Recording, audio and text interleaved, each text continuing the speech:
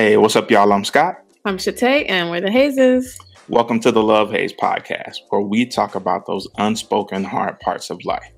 We're committed to processing out loud what most people experience in silence. That's right. This podcast is for people like us who want to disrupt the cycles, mindsets, and behaviors that no longer serve you so that you can lead healthier, freer, more fulfilling lives. Absolutely. Yeah. We talk a lot about communication and boundaries for our personal lives in particular. Mm-hmm. But a lot of those same principles can be applied to our professional relationships as well. Mm-hmm. Self-advocacy is really a universal principle. Mm-hmm.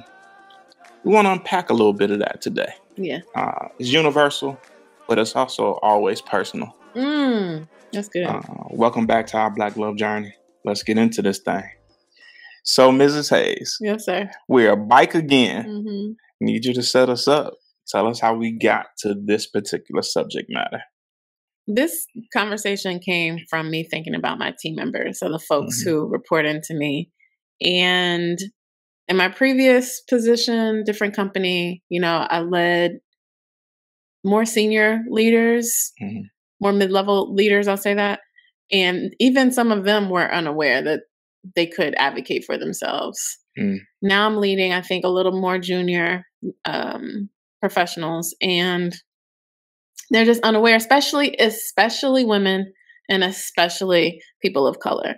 Yeah. So somebody comes and asks for something and they aren't aware that they can just say what they need. So for example, instead of if someone comes to ask you for something, you don't have to stop everything that you're doing and do it now, right?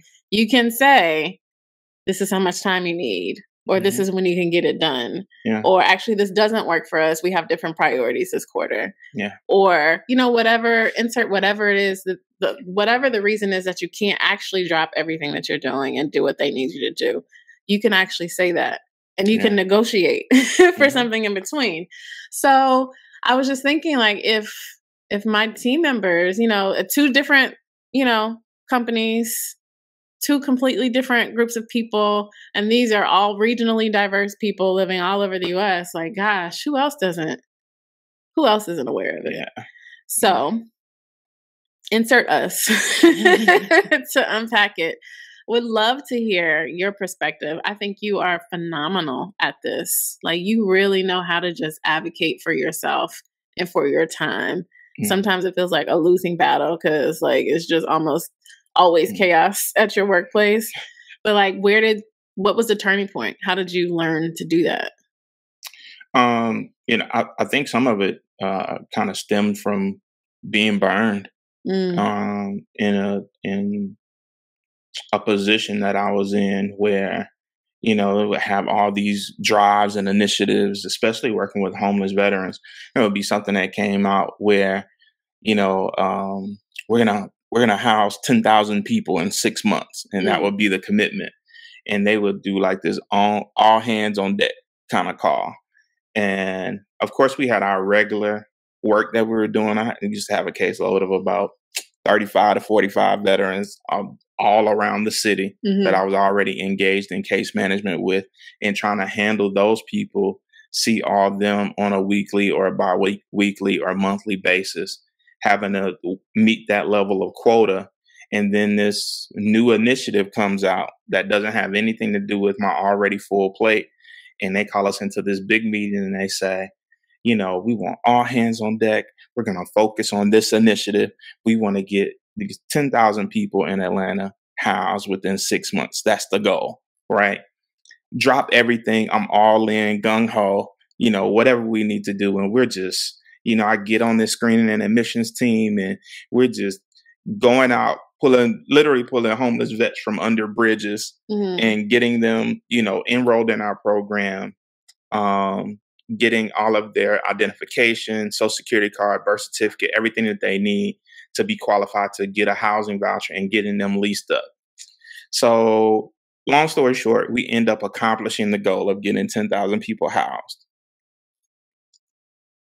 My boss and my boss's boss, we found out later that they get $2,000 incentive.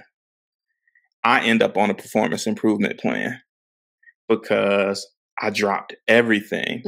Wasn't seeing my people that I already had on my caseload because the initiative was to get these 10,000 people leased up.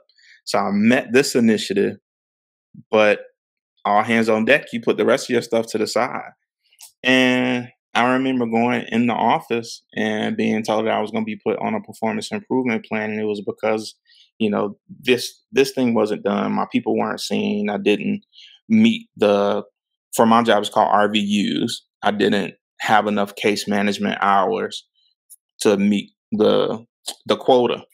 And I remember feeling so betrayed and feeling like I was set up for failure. Mm-hmm. So these people, the very same people who had cashed the check for the incentive, were now putting me on a performance improvement plan. And it shifted my perspective in a way that I'll never forget. Yeah. I'll never forget that I have the right to advocate for myself, or I have the right to opt out. I have the right to say what I can and cannot do. Yeah. And at the end of the day, I realized that was an incentive for them. Yeah. Right. And it was to benefit them. So they were able to enlist me to get their portion of the work done while I left my stuff undone. And then I ended up being out there bad. And it grew me up. Yeah. In that I realized at the end of the day that I'm responsible for my performance. Mm-hmm. And what the VA as a whole expects of me is what they expect of me, and not my particular department within the VA. So, when it's just you and your supervisor, the numbers don't lie. Yeah. I had not been doing this thing that was expected of me and on my caseload that my name was tied to, in favor of doing this thing that benefited the company or benefited my department, I should say. And my name wasn't tied to a lot of that stuff. Yeah. I didn't get RVU hours for a lot of that stuff, for volunteering to go out late at night and give out McDonald's gift cards to people who may have been veterans to get them into the program. That was all stuff that I was doing for the good of the team. Yeah. And you don't get no credit for that. Yeah. And I thought that I would get credit for going the extra mile. And at the end of the day, I got less credit for that because the number said I wasn't doing my work. And from then on, I became a person who advocated for myself first. And anything that I had, any extra time that I had, I may or may not be willing to give it to this initiative. Yeah. It just changed things for me. I realized that I'm responsible for me. That's good. Mm-hmm. I'm sitting here trying to remember what my origin story, or think about what my origin story is in terms of advocacy, because I remember even being an IC. So I went from like an individual contributor to where I am now, which is like little VP level, and within like 5 years. And wait, what's NIC? An NIC, an individual contributor. Oh, okay. I thought you were saying you were HNIC, like head nigga in charge. I was just like, wait, the people need to know. I'm sorry. No. Go ahead. Explain it. An IC to a VP. Okay. In about just a hair over 5 years. Even when I was an IC, I remember someone coming from a completely different team, a completely different part of the org, saying to me, the CEO needs this thing immediately, and like, can you do it? And I remember thinking, no, I can't, because I think it was a little bit of like the trust had been built between us, because I didn't fully trust that actually the CEO needed it. I think she was using their name to put weight on the request to get what she needed immediately. But I don't know if this is a gift or a curse, but I don't like people putting demands on my time. Like I know what I have to do here. Like, and so like you, at the time I had like a caseload of adult learners that I'm like career coaching. And I had like a caseload of like 300, who not all at the same time, but like who are different phases of their learning journey. And so I was like, no, I have other things. But I'm even thinking back before then, like when I was holding down little odd jobs here and there when I was building my dance career, I also was like, nah, like I don't know if it came from being in the dance world around people who have really bold personalities and like just are cool with saying what they need. Mm-hmm. I do recall some situations where I would probably be more inclined to be like, let me figure out how I can make this happen, even when I don't feel like it. But typically in like a corporate setting, I've just kind of been like, I know what the assignment is. I think that's what it is. Like, I know what the assignment is. I know what is mine to contribute, and like the extra stuff, if it feels fluffy, I'm like suspicious about it. If it's like comes out of the blue, I'm suspicious about it. I'm typically kind of like, I need more words, and then also have my own things to do. So I hadn't, and I've also had the privilege. This is very much a privilege to have had leaders who supported me. So even in the situation where the woman came and said, we need this spot for the CEO, I took it to my boss at the time, my manager, and was like, do you see this? And she was like, well, first of all, she sent that message to you after 5 o'clock. So you don't even need to respond to it. And it was a white woman too. Second of all, like, tell her when you can get it to her, and period. Like, so I've been fortunate enough to have leaders who also supported me. And then I also am wise enough to know, like, okay, if it's my manager asking me for something, then let me figure out how to make it happen. So it's usually just for like random locals who are asking me for something else. Yeah. Yeah. I think, for me also, it was that I had just built my career on being a person that was a good team player. All of my reviews up to that point had always included the fact that I'm always willing to jump in and help. Yeah. Right. He's a great team player, great team supporter, those types of things. And I was just coming into life with the federal government at that time. Right. The most money I had ever made. And I thought I was going to be able to bring that from who I had been in the rest of my social work career into the VA. And what I found is that federal government doesn't work like that. Federal government works on like your production is alone. They do not care about how friendly you are with your team members. Yeah. They care about whether or not you're getting this work done. It is numbers. It is data driven. It is all of those things. And yes, this initiative can come out, but you have to be cautious about people who come out with an initiative, because their numbers are the work that they get you to do for them. While they sit in their cushy offices and wear suits and meet and talk about what else you should be doing, you're still responsible for even if it's a low level assignment, you're still responsible for that assignment. And you can ill afford to be out here just giving away free productivity. Yeah, that's a good point. I absolutely loathe when I feel like somebody's trying to get me to do their work. Like I cannot stand it. I need a new word for how much I hate it. And I think that's also part of why I push back. Like, no, like, you can't copy off my paper. I'm not doing no work for you. Like, no, like, do your own is how. I can see you. I bet you've been that way your whole. I haven't. I can tell. Like, I would have hated you in school. No, you can't copy off my paper. Do your own thing. So I think that's part of it. But one thing that you mentioned that I definitely want to double tap on, the organization, and my interpretation of what you said, the organization is going to do what's best for them, irregardless. So it's back. If you didn't hear it, I did. I'm trying to let it alone. But so if somebody like overworks, overfunctions, and burns out, you know what happens? Like they get somebody else to do it. Someone else. If you leave your role, guess what? We backfill it. Do you know what I mean? So there has to be a monochrome of like you looking out for yourself. That's not to say that an organization won't look out for you, but typically speaking, like, it's their interest over yours in a lot of cases. And so you have to be able to kind of look out for yourself. I think organizations are getting more thoughtful and conscious and like aware and supportive of employees these days. So I don't want to make it a blanket statement, but generally speaking, like you have to look out for yourself because you do. Like who else will? And also the fact is that you're worth it. Yes. Right. Who I was as an entry level social worker is very different from who I am 20 years into my career.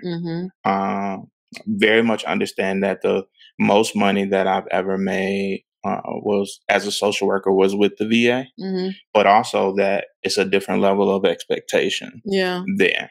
And so they are not as invested. They are not really invested at all in like your personal, well-being. Like you said, they will backfill a position. They are not as interested in, how you feel about it, how you feel about the work, those things. And that is why it's so important to be able to set boundaries at work. One of the things that my current supervisor always says when we go into this meeting that we have once a month just for clinicians is she says, your face always looks so mean. And I just had to have a sit down talk with her and just say, my face is my face, but I think what you're seeing is like my business face, right? When I come into these meetings, I know that you're coming to introduce something new. Yep. You're coming to introduce some new initiative or some new thing that's come down from the vision level that we have to implement. And so I already have a very full plate. I'm coming into this meeting to figure out what you plan to take off my plate if you're adding something new to it. Yeah. You're coming in to introduce this new thing that we have to do and to tell us that we have to do it. I'm here strictly to say what you've taken away and what you've given to another person that is also on this team that can do this thing. So if I'm doing some admin stuff, what admin thing are you taking away if I have to do this other clinical thing so that people can get invested and involved? And that I'm here to advocate for my time. It does not mean that I don't like you. I ain't got to be cheesing it up with you because we are here on business, right? And I'm here to protect my time. My boundaries are that I'm leaving that job at the end of my tour. I don't want you to pay me for no extra time. I don't want no overtime. I don't want no flex time. I don't want none of that. I want to leave when it's time for me to go. And I want my job to be complete when I leave here. When I come to this meeting, it is about me having enough time to honor that boundary that I have for myself. And that's really it. Can you think of any other ways you have boundaries at work, like for your time? Anything else that comes up? What? I got stuff all around me. I had a sign on my door that lets you know whether I'm available, if I'm in a session, if I'm in a meeting, if I'm on a call. I tell everybody, look at the sign on the door. Honor the button. The button will tell you whether or not you can knock. Here, that is for my veterans. That is for my colleagues as well. So I do things to protect my time in the evening time from 3 to 4:30. We have treatment team meetings. During that 3 to 4:30 time period, you cannot knock on my door. Not a veteran, not a colleague, not anybody. If we should happen to finish that meeting early at 4, which most of the time we do, 4 to 4:30 is documentation time for me. Those are the times that I take for myself to make sure that I get done what I need to get done. If I come back from a group, I take 15 minutes of documentation. That means you cannot disturb me. That button is going to tell you whether or not I'm available. I have to have that level of boundaries because it can be chaos at my job. And I say it can be chaos if I allow it to be chaotic. And if I don't have boundaries or if I don't set parameters, then people can step any way they want to if there's not a boundary there.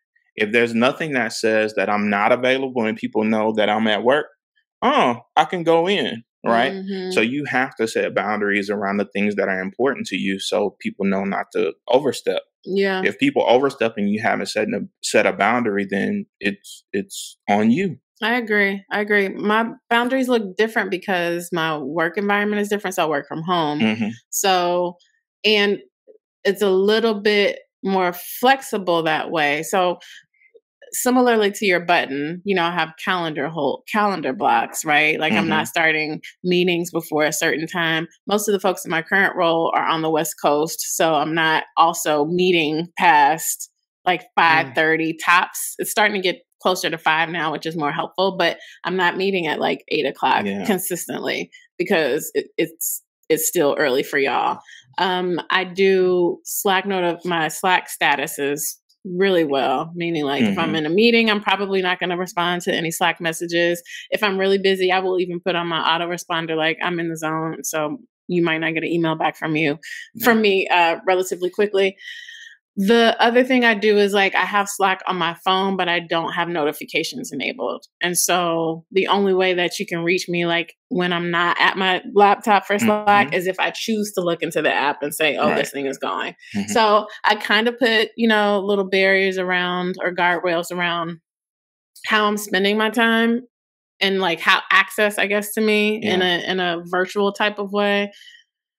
Yeah. And then I also try to protect my team members' times very like clearly. Like, so in the way that I do that is like, I want there to be clarity around what we're expected to deliver by the end of the quarter. Like, this is what you should be working on. This is when we meet to talk about it. This is like, sometimes it can feel a little rigid, but I think people actually feel more comfortable when there are like these systems in place. Like, and this is where we have a shared understanding of what the North Star is, how we're getting there, by when we're getting there, and then the rest of it you can kind of like play with. But like, what's the haze, do you think, with setting boundaries at work?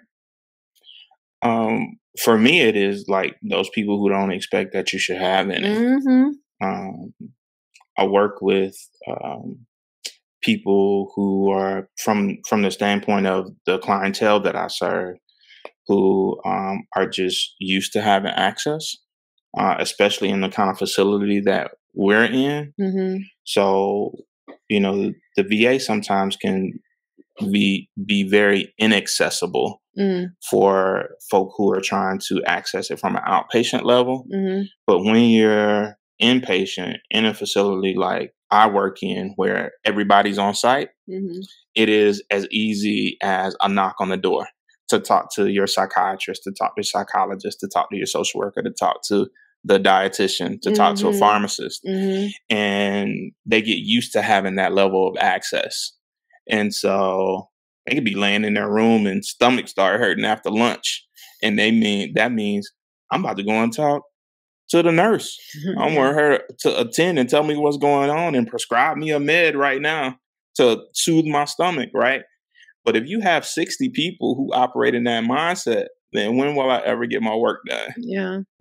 If a person realizes on today that they have an appointment tomorrow at 8 a.m. and they just, remembered it at 3:30, to them, that's emergent.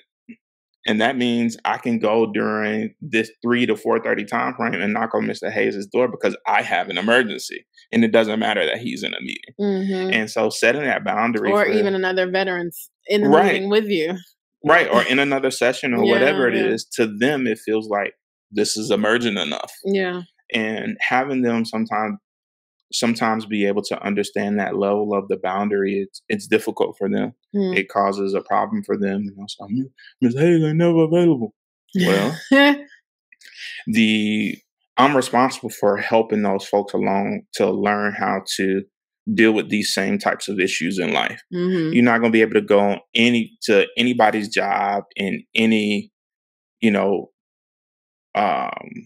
place in life and be able to demand that you be served at that time. Yeah. So what I require of my people is you have once a week that you meet with me. If it's Tuesday at 10:30, I need you to be mindful to write down, to look at your appointments because they have access to like all of their appointments. Bring all those things to me on Tuesday at 10:30 when we meet, and we'll talk about it. Tuesday at 10:30, you got this gap of time, you got this hour for me to write passes, to arrange transportation, to make sure you got everything that you need for the week coming up. We're not talking again until next Tuesday at 10:30. So be mindful of that. But I would do them a disservice if I allowed them to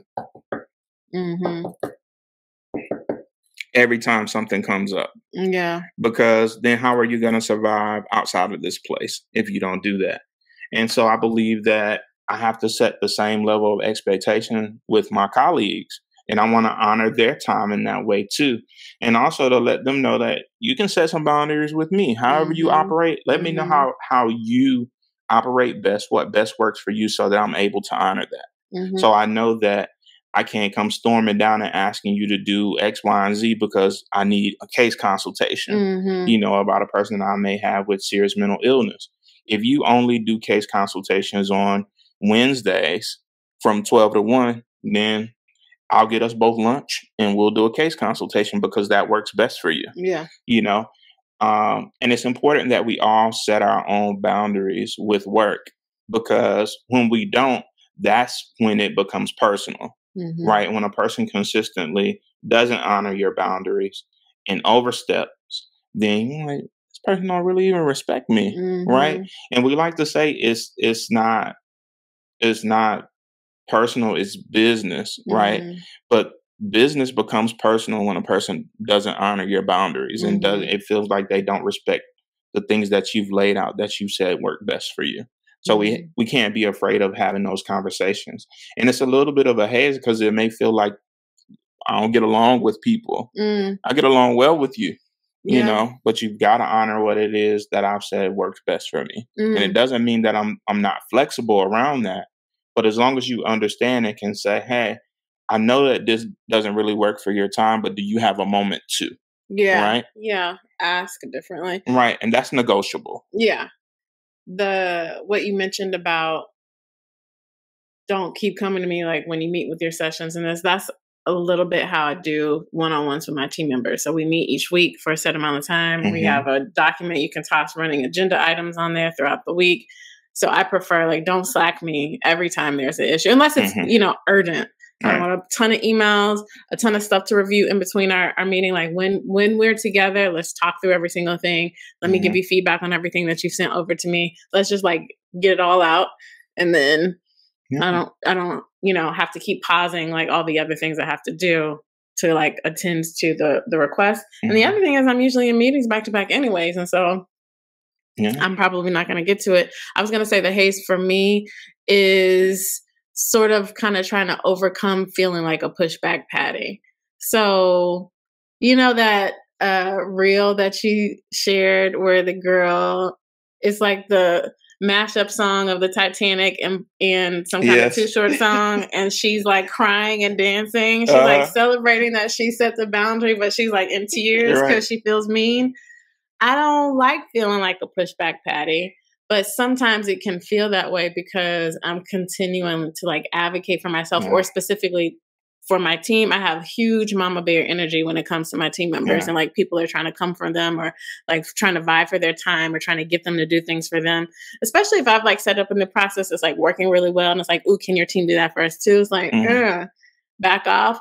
But I find I have the most friction, it seems like sometimes with like business development teams, like folks who don't like to hear no for an answer.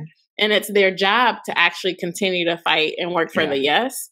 But when you do that to like internal team members, that ish annoys the hell out of me. And so having to continue to advocate for like, actually, this is what works for us. And this is a timing that works for us. And like, this is how it works for us. That's a haze. So yeah. Yeah, I agree with it definitely not always feeling good. I don't mind being called pushback whoever. Paul. Pushback Paul, whoever. You call me Project Pat if you want to. Because I'm going to tell you what I'm going to do. If it doesn't make sense for me, if it doesn't honor the fact that I need my time with my people to problem solve, and that is what I'm doing. As a licensed clinical social worker, I need my time with my people, their appointment time, to be able to help them problem solve around their mental health, around homelessness, around getting off drugs, around all of those things. Yeah. And so a part of that session time is like connecting them with outside agencies who will help them with housing, making sure they get in with like NAAA meetings so they're able to tap into that stuff so they can learn how to live substance free, so they can get involved with like other programs that the VA has that will help them find positive ways of coping, like going bowling, doing those things with other veterans who have the same types of issues so they can really be plugged in. So if I allow you as a colleague or even as another veteran to disrespect this other person's time when I'm trying to help them, then that's not honoring a boundary for me and not allowing me to function as my best self as a clinical social worker for this person. Right. And so I think that we provide, guidelines in that way of showing people how to honor your own time, how to function in what can be chaos if you opt into it. And the fact that you deserve, you served this country, right? And you did something that I wasn't willing to do. So you deserve this time and this help to get what it is that you need. And I'm not going to let anybody take that from you. So no, I'm not I'm going to push back against my boss coming to say, hey, we about to do this new thing. And I'm like, where am I supposed to do that at? If I got meetings all throughout the day with 15 different people, where's that coming from? And what are you taking from here? Let me ask you this. You mentioned kind of having some ways that would be helpful to redirect people that may not be taken the wrong way. What are some of the tools? Because sometimes I can just be an asshole. So, and people have grown to expect that a little bit from me. But I want to use the right language. What are some tips that you can share with us for what may be like some good language to help redirect people that doesn't feel harmful? I actually admire how honest you are and how you're able to do it in such a joking way. It takes the heat off of it. That's authentic for you, though. That doesn't feel natural for me. And I also want to call out really quick before I answer your question. One of the things my team member said, just in terms of the haze, is like, yeah, sure, boundaries, great. Like, how I can do that with the peer somehow, but like, what do I do when the CEO comes to me and is like trying to get me to do this thing? Like, what do I do? So, language, I think it's about finding ways to redirect in a way that feels collaborative and then also feels authentic to you, right? And so there's this really good, this kind of relates, but the idea of like radical candor, have you heard of that before, right? With that book, Kim Scott's book, and it's about, like the 4 quadrants of like how you're giving feedback to people, specifically around like feedback on what you need someone to change. But I think it could also be sort of applied to this situation in that you're still asking for what you need in a situation, right? And so ruinous empathy, which is what I used to like really live in this space where whatever you need, sure, let me figure out, or let me not say the thing because I don't want to hurt your feelings or ruin the relationship. But there's this reel that we just reshared recently where the dude is saying, like, you don't have to minimize yourself to maximize someone else. Right. That was really helpful. And I was also burned in a ruinous empathy situation. And so I have also learned, like, just to say the thing. So language, for example, it can be if someone is coming to ask for you to do something. Collaborative is agreeable. Like, yeah, of course, sure, I'm happy to do that. And then redirect. Like, you don't have to say no. Yes, I can get this to you by the end of the day tomorrow. Or I can make this happen by the end of the week. Does that work for you? So I'm collaborative in that, like, sure, I'm happy to help with you. Help you. But also, I'm not doing this right now. You know what I mean? Even if someone comes back and forth, like, continue to say, like, this is my time frame. Or you can even offer more perspective. Like, we have something that we have to get out right now, even though you shouldn't have to do all of that. If you need to give more context, so this date will work for you. If it's your superior, your boss, a CEO, does this need to be done right now? Just ask the question. Right. And if it does, to your point, okay, in order for me to make this happen right now, there are these other things that you said were due same time. Which one of these can we deprioritize so that I can get this done? Right. So you're still saying what it is that you need. If a team is like asking you, this happens to us too, because we, deal with a lot of operations and things like that, where we have roadmapped out like what we're going to take care of for the next quarter. And then there's another team is like, hey, can you do this? Can you do this? Can you do this? Can you do this? Like, just constantly asking for things. And in their defense, like, everybody's just trying to get their job done. So at the end of the day, there's no malice. There's no like malintentions, right? Everybody's trying to get their job done, but I can't prioritize you getting your job done over me getting my job done. And so sometimes it's also like, hey, why don't we just meet and talk about like what you have to accomplish, what I have to accomplish, and see where we can meet in the middle and work together. Because what you're asking me right now, I can't do. Like, I don't have the bandwidth to do. We don't have the resources to do. Those are some words we use often. We don't have the resources. We don't have the bandwidth, right? We've prioritized other things. insert whatever you're purring per the email, per the company goals, per the company priorities. This is what we're doing. And like sometimes it's just like getting on a call or on a meeting and like trying to figure out like, this is where I'm coming from. Let me understand where you're coming from. Now let me tell you what's possible. Yeah. So those I think have worked for me. And that's actually how I coach my team members also. Like, and then I tell my team members too, if it's getting to a point where you're still feeling like you're not being heard, like put me in there. Yeah. And then I'm happy to, jump on it on your behalf. And these are the parallels for me, right, to personal relationships. Because in my previous position before I got burned that way, I had this kind of ruinous empathy where I was always willing to put myself to the side rather than have the conversation and just say, hey, I have all these other things. I can't do this. Yeah. Where can we meet in the middle? Yeah. Right. And from that level of operating in professional relationship to how I operate now, from that level of operating in personal relationship in my previous relationships where I would just like, whatever you need, baby, I can do it. Right. I was that was a through line for me about who I was as a person, and also my level of dissatisfaction in work and my dissatisfaction in relationship. And what was at the heart of it was I had to get to the role that I was playing in that, because what I was telling myself is, if I don't do it, I'll be replaced.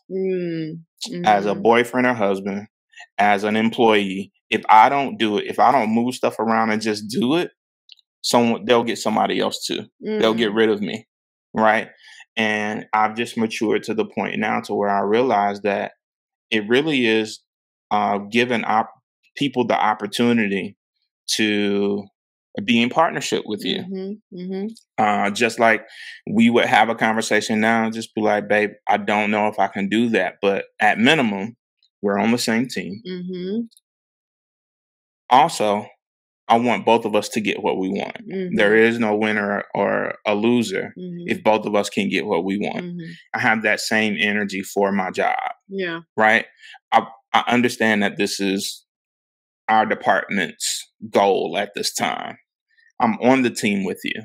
I do not have space to take this thing on. What can we move that will not impact my bottom line or yours, so you can get this initiative met, but it also won't have me in front of you at the end of the quarter saying I haven't been doing what I'm supposed to be doing. Yeah. I want to give you an opportunity to be able to accommodate, because and if you're not going to, I at least want it to be on record that I had that conversation with you, that I wanted the opportunity for partnership and for you to see how you can support me to get this thing done. Yeah. Because we can overperform, but what role have we played in our careers in burnout? You said some really good stuff there, especially around like, you leaned into ruinous empathy because you were afraid that you could be replaced, right? And that really, going back to like what we've talked about in therapy and in personal conversations, like over functioning and overworking to sort of prove our enoughness, to validate our worth. And I think, especially again, women and because I will say that a lot of women can't even advocate for themselves the way that you can and the way that most men can. So women and people of color, just to know, like, you know how in our communities, it's you better keep that job. Especially you better keep that good government job. You know? And so... Are you my mother right now? Those are things that we're kind of like taught. Well, let me not do anything to mess this good job up, right? Whatever, especially if you've got family members who are depending on you. I lead people who probably like send money back to their families in different countries. Like that kind of stuff is very real. And I don't want to negate that. I think if we could get to a place where you understand your value and your worth, like it's important. So in your personal life and in your professional life, understand that you are valuable and expect for other people to treat you the way you deserve to be treated, to respect your boundaries, to respect what you bring to the table. And if they cannot, then what are you going to do about it? Can you move around? Right. And so it's that, like, really just say, hey, I'm a professional here too. This is what's on my plate. My plate is just as important as your plate. And if we need to work together, let's figure it out. But I don't have to die to what I need, or you know what I mean? All the things that we've said before, just because you ask for something, you know? And the other part of it is for me, shout out, I called a union so fast. I paid $25 every paycheck to be a part of the union for people whose job is to advocate for me as an employee. Right now, we are dealing with a situation where all of us want to have holiday leave, right? There's like 6 social workers, and there are like 5 of us who want to be off for Thanksgiving. And my boss's preference is to have at least 3 social workers present, right, during holiday season. This person gonna be at home with her family. So she's saying, y'all figure out which 3 of y'all are gonna be present. And so the meeting that we had amongst ourselves the other day was like, okay, 5 of us want to be off. What 2 people are not gonna be on holiday with their family because her preference is this thing? And I was in the meeting and they were trying to figure out, and people were there trying to like have a conversation about like, well, I already bought tickets to go to this place. I'm going on a cruise, so I don't care what they talk about. This man had his cruise booked back in when was this? I don't care what the people, okay? but I love them. But what I hated about that conversation was people were in that room trying to prove their worth and why I should be able to go and spend time with my family, right? And so what I said to them was, being pushback Paul that I am, I said, listen, your boss's preference is not policy. What does the policy say? How many people have to be here? How many licensed independent professionals have to be on the clock in order for this program to move forward? And also realize that social workers are not the only people here who are licensed independent practitioners. Psychologists are, nurse practitioners are, pharmacists are, all these other people are on the team. So I want you all to zoom out and figure out, why is it that these 6 social workers are being held to this standard and the other LIPs are not even a part of the conversation? And I'm not going to let you treat me like I'm not a professional and I don't have a license just like you do. So I don't care about your preference, especially if you're giving me that preference from the comfort of your home. I'm not going to be able to do it. So if I need to call my union rep because you can't get around your preference, I'm going to do that because I've paid for that. And I mean, you're not going to treat me like street booty out here. So you're going to be at home kicking and eating turkey. And making sure that I'm here taking care of people because that's your preference. That's what would make you comfortable. I'm not interested in that. And it ain't even personal for me. If I have to have my union rep to call you to remind you that that's not policy, totally fine with that. And good morning, how are you? Because sometimes people just don't understand. But people will punk you in that way if they know that you figure it out amongst yourselves, so I don't have to have this difficult conversation. I'm okay with it. You just need to be reminded that you can't enforce that. You already know how I feel about the leadership skills there. I love that about you. You're such a leader in that way. I mean, as much as you want to be trying to run from it, but you already are one. Yeah. So anything else you would offer in terms of navigation? So what I heard you say in terms of calling your union is get some support if you need it. Absolutely. But say what you say. Like, I said what I said, and this is what it is. I definitely agree with that. So find the language that works for you. Hold the line, like hold your boundaries in a collaborative way, in a redirecting way. If the answer is just no, then it's fine. Language like that is like, that's just really not possible. And here's why. You know, it doesn't have to be like no, period. Or get somebody else to do period, or go find it yourself, period. There are ways that you can really assert your needs and advocate for yourself that isn't rude. You still want to be respectful. So the thing about radical candor, and which the reason I like it, and we're talking a lot about it at work, is it's about delivering honesty while also caring about the person. Yes. So it's not just like asshole, no, I'm just going to say it and just be rude. I forgot what that one is called. It's a thing. But it's like, I still care about you as a human being. I'm still going to respect your humanity. And this is what I need at this time, or this is what works for me at this time. So as much as you can find a way through that language, I think it's fruitful. Yeah. I agree. Biggest lesson you've learned? I mean, beyond like the burning story, I think is a pretty big one. But anything else? Um, it is really around like I have my I have my own worth. I have this powerful thing that I bring to the job relationship, to what I do for my veterans, and I can't do it at its highest level um, if I don't have boundaries. If I'm not able to do the thing that I'm teaching them to do, which is advocating for themselves, which is making sure that they structure their time, which is making sure that they do everything they need to do to be the best version of themselves, and not only the best version of themselves, but their favorite version of themselves. And if I can't teach them how to do that, then do I even believe in the shit I'm selling?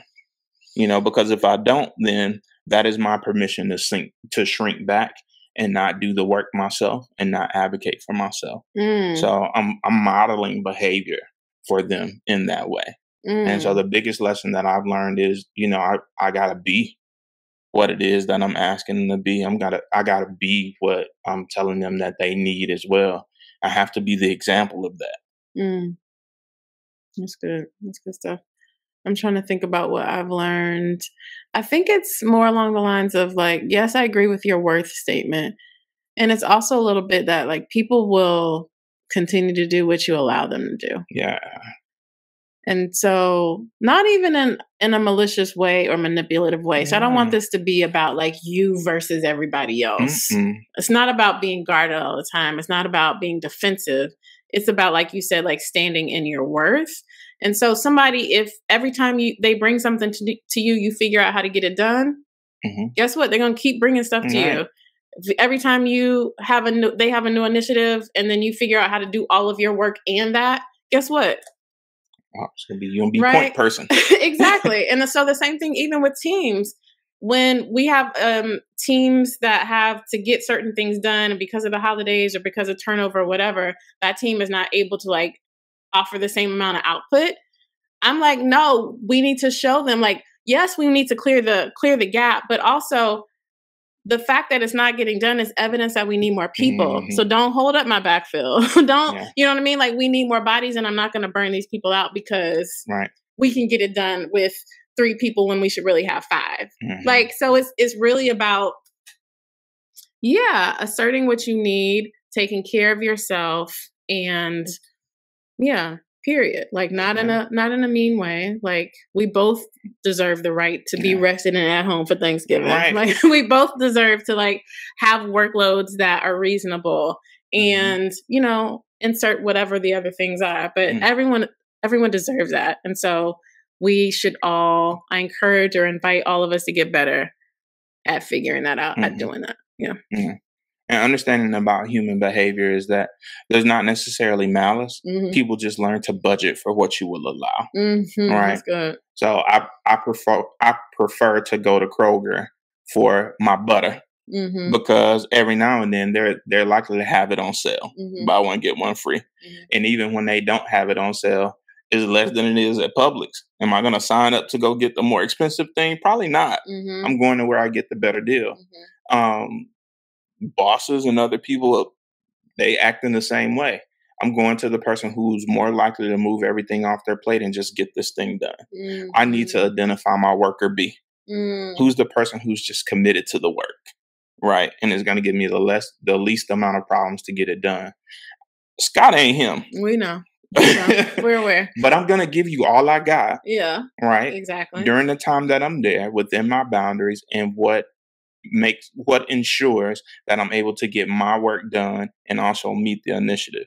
Not going to put my stuff to the side and jeopardize everything else that I have going on and be on a performance improvement plan. I just ain't doing that. But it's important to understand that I know you ain't coming with malice. You're coming because your agenda is to get the work done. And our agendas just have to align. And if they don't, we can't do this show. That's it. Yeah. Per my last email. Listen, I said what I said. I maintain my position on the status. Right. Yes. That is just everything. Speaking of words, what's the music for the moment? What's jumping out at you? Y'all know I'm an old hood figure. T.I. Beg your pardon. How I go? Give me something. Spit a bar. I don't know. Okay. No, I do. Heard somebody tell you I wasn't popping. Yeah, something like that. Yeah. But anyway. Beg your pardon. I beg your pardon. Yes. And like you got me mistaken. Yes. And you are somebody done told you wrong. Right. Somebody done told you wrong. You have been misinformed. Mm-hmm. And feel free to say it again because it ain't right. So I beg your pardon. What you say now? Your pardon. What you say that now? Go for it. Yeah. So it's just this idea that you have what you think I am, and my commitment to this level of what you want me to do, you have it mistaken. So I beg your pardon. And also, let me tell you something different. Sadly mistaken. Absolutely.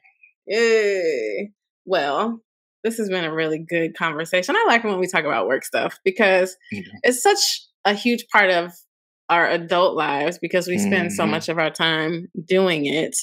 And even a friend of mine, when I reshared an older episode, I think the Other People's Problems episode on my personal IG, she was like, "Oh, I know y'all talking about personal stuff, but I'm going to try this at work too." And I was like, "Oh, you can try not solving other people's problems at work." Absolutely. Also. And so that's another kind of impetus in terms of like, we should talk about work again. We had a really good conversation about workplace trauma that seemed to really resonate with people. And so we hope that this one does too. I would love to share with y'all. I'm excited to share that I'm relaunching my side hustle. So I do like career growth programming in my day job. And I have done career coaching on the side for I don't know how long. Started with theworkingdancer.com back in like 2014, 2015. And I've kind of done it on and on sporadically. But I'm excited now to kind of package everything that I've learned as a leader and everything that I do in my work in like workforce development into coaching for mid to senior level women of color to help them confidently articulate their professional value for either career pivot or promotion, or even to just tell the story of a proposal that you're pitching at work. All of that good things, all that good stuff. So I will link to that offer, that package below this. And like, if you know someone who's interested, or if you yourself are interested, hit me up for a consult. Let's go. Yeah, I'm excited. I'm excited about you doing this. I can't wait. Why are you excited about it? So first of all, this is part of my retirement plan. I can't wait for you to start doing all of this stuff so you can retire me. So I have to deal with these people and set these boundaries at work. I can just be here in my Stedman home and I'll just be accessible for, Listen, I want y'all to know that he has been advocating for being retired for quite some time. Or stay-at-home husband. Like he is like really writing the vision and making it plain and speaking it and claiming it. Like, and so maybe one day, it'll maybe retire us both. But turn me up, cause hit me up if you want a little quick consult to talk through it. I'm here for that too. Just click the link in our show notes. And with that, if you made it this far, you must enjoy the conversation. You must like what you hear. So we invite you to like, follow, and subscribe. Share it with your people. We are on all the places that you can listen to podcasts. So like, hit us up, rate us, do all the things, engage with us. We appreciate you being a part of the conversation. And like we always say, life is going to life, y'all. Life will always present you with the haze, but we have everything that we need within us to navigate through it. Absolutely. And the thing is, you can join us and we're going to take this journey together. We appreciate y'all. See y'all next time. Peace.